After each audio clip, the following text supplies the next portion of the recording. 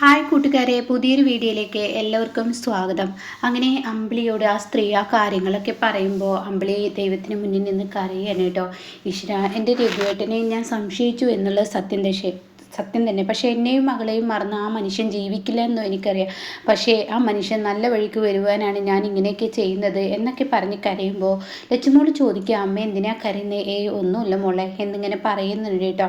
എന്നാൽ ഈ സമയം ഇപ്പുറത്താണെങ്കിലോ ആമിയുടെ അടുത്ത് പോലീസ് എത്തിയിരിക്കുകയാണ്. ആമിയെ ചോദ്യം ചെയ്തുകൊണ്ടിരിക്കുകയാണ്. ആമിയോട് ചോദിക്കുകയാണ്, ആരാണ് തന്നെ തട്ടിയിട്ടത്? രഘു തന്നെയല്ലേ എന്ന് പറയുമ്പോൾ ഉടൻ തന്നെ ആമി പറയണേ, എന്നെ തട്ടിയത് രഘു അല്ല. ഞാൻ ആ റോഡ് ക്രോസ് ചെയ്യുന്ന സമയത്ത് ഒരു ബൈക്കുകാരനാണ് എന്നെ തട്ടിയിട്ടത് എന്ന് പറയട്ടോ. ഇത് കേൾക്കുന്നതിനോട് കൂടി ഉടൻ തന്നെ താൻ ഇനിയും ആ രഘുവിനെ രക്ഷിക്കാൻ ശ്രമിക്കുകയാണോ? അയാൾ തന്നെ പിന്തുടരാതെ ഇനിയും തന്നെ ആക്രമിച്ചും കൊണ്ടിരിക്കും. അതുകൊണ്ടാണോ നാം പറയുന്നത് നീ ഇനി ആ രഘുവിനെ രക്ഷിക്കാൻ ശ്രമിക്കണ്ട. അപ്പോൾ അത് കേട്ടോടെ തന്നെ ഒരു നിരപരാധിയെ ഒരിക്കലും ശിക്ഷിക്കരുത്, തെറ്റ് ചെയ്തവനെയാണ് ശിക്ഷിക്കേണ്ടത്. എങ്ങനെ രഘുവേട്ടൻ ഇതിലോട്ട് വലിഞ്ഞു വന്നു എന്ന് എനിക്കറിയില്ല. ഒരിക്കലും രഘുവേട്ടനല്ല എന്നെ തട്ടിയിട്ടത്. ഞാൻ പറഞ്ഞല്ലോ, സംസാരിക്കുന്നതിനിടയിൽ ഞാൻ റോഡ് ക്രോസ് ചെയ്യുകയായിരുന്നു. ആ സമയം ഒരു ബൈക്കുകാരനാണ് എന്നെ തട്ടിയിട്ടത്. എന്നാൽ താൻ പറയടോ, ആ ബൈക്കിൻ്റെ നമ്പർ ഏതാണ് ആ ബൈക്ക്, എന്താണ് എന്നുള്ളതൊക്കെ താൻ പറയടോ. ആളുടെ മുഖം തനിക്കറിയാമോ? ഇത് കേട്ടോടെ തന്നെ ആമി പറയണേ, ഞാൻ പറഞ്ഞല്ലോ, ആ ബൈക്ക് എന്നെ തട്ടിയിട്ടതും പിന്നീട് അവിടെ എന്താ സംഭവിച്ചതെന്ന് എനിക്കറിയില്ല. എങ്ങനെയാണ് രഘുവേട്ടൻ ഇതിൽ പ്രതിയായതെന്ന് എനിക്കറിയില്ല.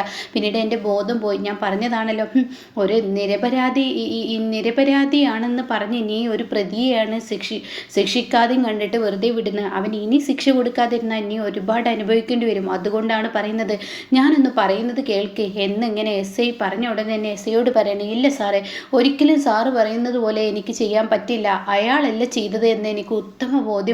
എന്നെ തട്ടിയിട്ടത് ഒരു ബൈക്കുകാരനാണ്. നീ ഇനിയും രഘുവിന് സപ്പോർട്ട് ചെയ്ത് സംസാരിച്ചാൽ ഞങ്ങൾ വെറുതെ വിടില്ല. എന്തായാലും കള്ളമൊഴി പറയരുത്. ഒരു കള്ളമൊഴി പറഞ്ഞാൽ ഒരു പോലീസിന് പെട്ടെന്ന് അത് തിരിച്ചറിയാൻ കഴിയും. അത് കേട്ട ഉടനെ തന്നെ, എന്നാൽ എൻ്റെ മൊഴി നിങ്ങൾക്ക് തിരിച്ചറിയാൻ കഴിഞ്ഞില്ലേ എന്ന് അവിടെ ചോദിക്കുകയാണ് കേട്ടോ. ആ ചോദ്യം കേട്ട ഉടൻ തന്നെ അതിന് നീ കള്ളമാണ് പറഞ്ഞതെന്ന് ആദ്യം തന്നെ ഞാൻ പറഞ്ഞല്ലോ. നീ പറയുന്നത് രഘുവിനെ രക്ഷിക്കുന്ന കാര്യമാണ്. അപ്പോഴേക്കും അവിടോട്ട് ഡോക്ടർ കയറി വരികയാണ്. എന്താണ് ഇവിടുത്തെ പ്രശ്നം? കാര്യമില്ലാതെ എന്താ പ്രശ്നം കൊണ്ടിരിക്കുന്നത്? അപ്പോൾ ഉടൻ തന്നെ ആമി പറയാണ്, ഞാൻ പറഞ്ഞല്ലോ സാറേ, ഈ കുട്ടി പറയുന്നു അയാളല്ല തട്ടിയിട്ടെന്ന്. പിന്നെ എന്തിനാണ് നിങ്ങൾ ഈ കുട്ടിയെ അടിച്ചേൽപ്പിക്കാൻ ശ്രമിക്കുന്നത്? ഇവളെൻ്റെ പേഷ്യൻ്റാണ്. അതുകൊണ്ട് തന്നെ ഇവളെ കാര്യമില്ലാതെ ഇങ്ങനെ ചോദ്യം ചെയ്യാൻ ഞാൻ അനുവദിക്കില്ല. അതുകൊണ്ട് ഈ കുട്ടി പറയുന്നതിന് അതിന് സത്യം എന്തെന്ന് പോലീസുകാരനായ നിങ്ങൾ കണ്ടെത്താൻ ശ്രമിക്കുക എന്നൊക്കെ പറയുമ്പോൾ ഉടൻ തന്നെ എനിക്കറിയാം ഇതെന്താ ചെയ്യേണ്ടതെന്ന്. എന്തായാലും അവനെ ഇനിയും രക്ഷപ്പെടുത്താൻ നോക്കിയാൽ ഞങ്ങൾ പോലീസുകാരങ്ങനെ വെറുതെ ഇരിക്കില്ല എന്നിങ്ങനെ പറയുന്നുണ്ട് കേട്ടോ SI. എന്നാൽ താഴെയാണെങ്കിലോ ഇപ്പുറത്ത് ദാസ് വന്നിരിക്കുകയാണ്. അപ്പോഴേക്കും ദാസിൻ്റെ അടുത്തോട്ട് ഇന്ദ്രനും അനുപമയും വരികയാണ്. അങ്ങനെ ദാസ് ചോദിക്കുകയാണ്, എന്താണ് ഇവിടുത്തെ അവസ്ഥ? കുഴപ്പമൊന്നുമില്ലല്ലോ എന്ന് ചോദിക്കുകയാണ്. ഇല്ല, കുഴപ്പമൊന്നുമില്ല. അമ്മയ്ക്ക് നെറ്റിയിൽ ചെറിയൊരു മുറിയുണ്ട്, അല്ലാത്ത പ്രശ്നങ്ങളൊന്നുമില്ല. വേറൊരു പ്രശ്നം ഉണ്ടെന്ന് പറയുമ്പോൾ എന്ത് പ്രശ്നം? അത് ആ പോലീസ് ചോദ്യം ചെയ്യാൻ വന്നിട്ടുണ്ട്. SI ഇവിടെ എത്തിയിട്ടുണ്ട്. അത് കേൾക്കുന്ന ദാസിൻ്റെയും മുഖം ആകെ മാറണം കേട്ടോ. എന്നാൽ വാ നമുക്കൊന്ന് പോയി നോക്കാം എന്ന് പറഞ്ഞ് മുകളിലോട്ട് കയറാനൊരുങ്ങുമ്പോൾ SI താഴോട്ട് ഇറങ്ങി വരുന്നു കേട്ടോ.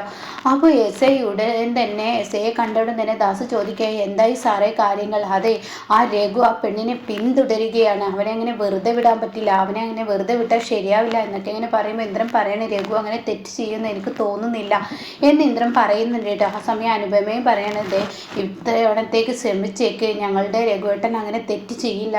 ഞങ്ങളുടെ രഘുവേട്ടൻ ഇനി ആ പെണ്ണിൻ്റെ പിന്നാലെ പോവില്ല. അതങ്ങനെ പലതവണ പറഞ്ഞു വിട്ടിട്ട് വീണ്ടും അവൻ ആ പെണ്ണിൻ്റെ പിന്നാലെ പോവാണ്. ഇതങ്ങനെ വെറുതെ വിടാൻ പറ്റത്തില്ല.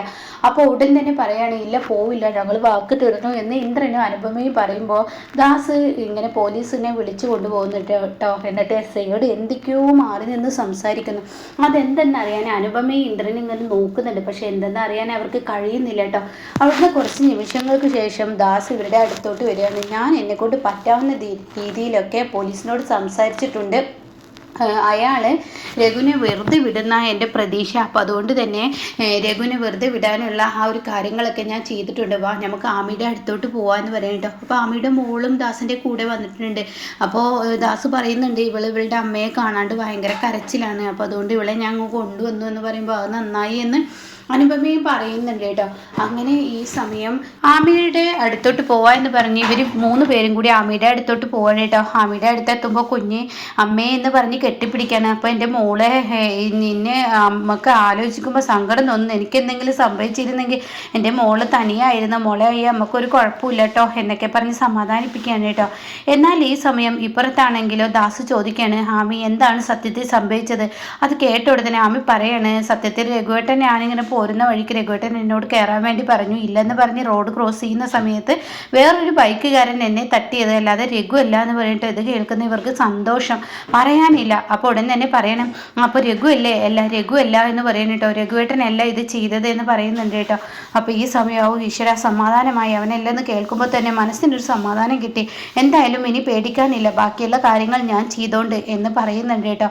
പിന്നീടാണെങ്കിലോ ഇപ്പുറത്ത് കാണിക്കുന്നത് ഇങ്ങനെ ദാസ് ഈ ഒരു ഇവിടെ എത്തിയിരിക്കുകയാണ്, അതായത് പോലീസ് സ്റ്റേഷനിൽ എത്തിയിരിക്കുകയാണ്.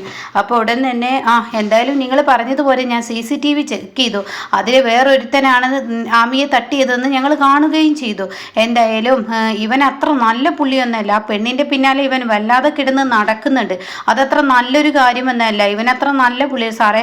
ഞാൻ ആ പെണ്ണിൻ്റെ പിന്നാലെ പോയിട്ടുണ്ടെങ്കിൽ അതിൻ്റേതായ ഒരു കാരണം, എന്ത് കാരണമാണെങ്കിലും ശരി, നീ എന്ത് പറഞ്ഞാലും ശരി, നിന്റെ പ്രവൃത്തിയൊന്നും അത്ര നന്നല്ല, മദ്യപിച്ചും കൊണ്ട് വണ്ടി ഓടിച്ചിരിക്കുകയാണ്, ഇതിത്ര വലിയ നല്ല കാര്യമൊന്നുമല്ല. ഇവനെ എപ്പോഴും ഇങ്ങനെ വെറുതെ വിട്ട് കഴിഞ്ഞാലേ തീർച്ചയായും ഇവൻ തെറ്റ് ചെയ്തുകൊണ്ടിരിക്കും, ഇവനക്ക് ഒരു ശിക്ഷ കൊടുത്താൽ ഇവനൊരു പാഠം പഠിക്കും. സാറേ ഞാൻ തെറ്റ് ചെയ്തിട്ടില്ല, എടോ താൻ മദ്യപിച്ച് വണ്ടി ഓടിച്ചു തന്നെ ഒരു തെറ്റാണ്, നീ ആ പെണ്ണിനെ ഇടിച്ചിട്ടില്ലെങ്കിലും ഈ പറയുന്ന മദ്യപിച്ച് വണ്ടി ഓടിച്ചു തന്നെ ഒരു തെറ്റാണ്, അതുകൊണ്ട് ഇവനെ അങ്ങനെ വെറുതെ വിടാൻ പറ്റത്തില്ല, ഇവന് വേണ്ട ശിക്ഷ കൊടുത്താലാണ് ഇവൻ നേരാവത്തുള്ളൂ എന്നൊക്കെ പറയുമ്പോൾ ദാസ് പറയണത്, സാറേ ഒന്ന് ഇപ്പോഴത്തവണത്തേക്ക് ശ്രമിച്ചേക്കുക. അപ്പോൾ രഘു അതിനിടയിൽ കയറി സംസാരിക്കുകയാണെങ്കിൽ തങ്ങൾ കേൾക്കുന്നതിനോടുകൂടി ഉടൻ തന്നെ രഘുവിനോട് ദാസ് പറയണേ, നീ ഒന്നും മിണ്ടാതിരിക്ക് എന്ന് പറയുന്നുണ്ട് കേട്ടോ.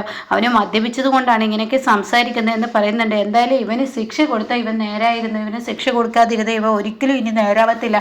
അതുകൊണ്ടാണ് എൻ്റെ സാറേ, എൻ്റെ ദാസാറെ ഞാനിത് പറയുന്നതെന്ന് പറയുമ്പോൾ ഇത്തവണത്തേക്ക് ക്ഷമിച്ചേക്കെന്ന് പറയുന്നുണ്ട് കേട്ടോ. എന്നാൽ ഈ സമയം അമ്പിളിയാണ് കാണിക്കുന്നത്. അമ്പിളി തൻ്റെ വീട്ടിലോട്ട് വരികയാണ്. അപ്പോൾ ചീരു പറയണേ, ചേച്ചി എന്താ എത്ര നേരം വഴുകി? ഫോണാച്ച വിളിച്ചിട്ട് കിട്ടിയില്ല, ഫോൺ കൊണ്ടുപോകാത്ത കാരണം ചേച്ചി എന്താ?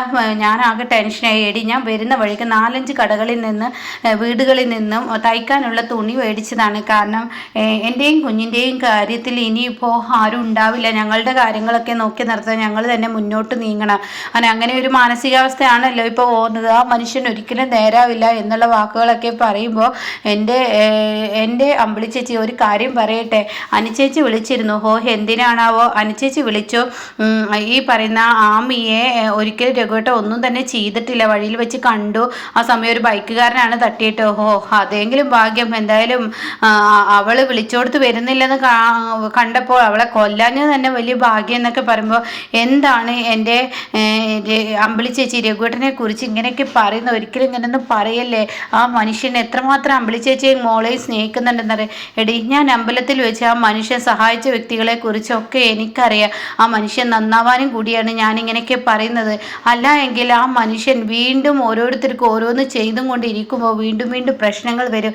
അല്ലാതെ എനിക്ക് അറിയാം ആ മനുഷ്യനെ ഒരിക്കലും ഇങ്ങനെ ക്രൂരമായ പ്രവൃത്തിയൊന്നും ചെയ്യില്ലെന്ന്, പക്ഷെ ഞാൻ ഇങ്ങനെ ആയാലേ ശരിയാവത്തുള്ളൂ എന്ന് പറയുമ്പോൾ ചിരുവിനൊരു സമാധാനമൊക്കെ ആവും കേട്ടോ. എന്നാൽ ഈ സമയം രാത്രിയാകുമ്പോൾ സുശീലയുടെ വീടാണ് കാണിക്കുന്നത്. അങ്ങോട്ടേക്ക് സത്യനും അതുപോലെ ഷാമും വരികയാണ്. അപ്പോൾ സുശീല വന്നിട്ട് ചോദിക്കുകയാണ്, എന്തായാലും നാളത്തേക്കുള്ള വണ്ടി കിട്ടിയോ? കിട്ടി എന്ന് പറയാണ്. ഇന്ദ്രേട്ടൻ എവിടെ? അതാ അവിടെ ഉണ്ട്. അപ്പോഴേക്ക് ഇന്ദ്രൻ എണീറ്റ് വരികയാണ്. അപ്പോൾ നാളെ ഇവിടെ നിന്ന് നേരത്തെ ഇറങ്ങണം. അപ്പോൾ ഷാമു പറയണേ, ഒരു 6 മണിക്കേ ഇറങ്ങാൻ പറ്റുള്ളൂ, മക്കളൊക്കെ എണീക്കണ്ടേ? എന്തായാലും 6 മണി എന്നുണ്ടെങ്കിൽ 6 മണിക്ക് തന്നെ ഇറങ്ങണം. പിന്നെ ഇതൊരു ഉല്ലാസയാത്രയായി ആരും എടുക്കാൻ നോക്കണ്ട, ഇതൊരു അമ്പലയാത്രയാണ്, അമ്പലത്തിനോട്ട് പോവുകയാണ്, കഴിയുന്നതും ഭക്തിയുമായി വേണം പോവാൻ എന്ന് പറഞ്ഞിട്ട് സുശീല പോകുന്നുണ്ട് കേട്ടോ. ഈ സമയം അമ്മക്കിപ്പോൾ വല്ല ഭക്തിയൊക്കെ ആയിരിക്കുന്നു എന്ന് തോന്നുന്നു എന്നിങ്ങനെ സത്യം പറയുമ്പോൾ, ഭക്തി വേണമല്ലോ, ചെയ്ത പാപത്തിന് കുറ്റബോധം ഭക്തിയിലൂടെയെങ്കിലും തീർക്കണമല്ലോ, അതുണ്ടാവണമല്ലോ എന്നിങ്ങനെ ഇന്ദ്രൻ പറയുന്നുണ്ട് കേട്ടോ. ഇതേ സമയം അല്ല രഘുവേട്ടൻ്റെ അവസ്ഥ എന്തായി? രഘു പഞ്ചരത്നത്തിലോ പോയി, അപ്പോൾ വണ്ടിയോ അത് റിയൂസിന് കൊടുത്തു എന്നൊക്കെയാണ്. അവന് നശിക്കാൻ വേണ്ടി ഒരുങ്ങിയിരിക്കുകയാണ്, അവനെ രക്ഷപ്പെടുത്താൻ ഇനി ആർക്കും കഴിയില്ല എന്നിങ്ങനെ ഇന്ദ്രൻ പറയുന്നുണ്ട് കേട്ടോ. അപ്പം ഇങ്ങനെയൊക്കെയുള്ള ഒരു എപ്പിസോഡാണ് ഇപ്പോൾ ലാസ്റ്റ് വന്നിരിക്കുന്നത്.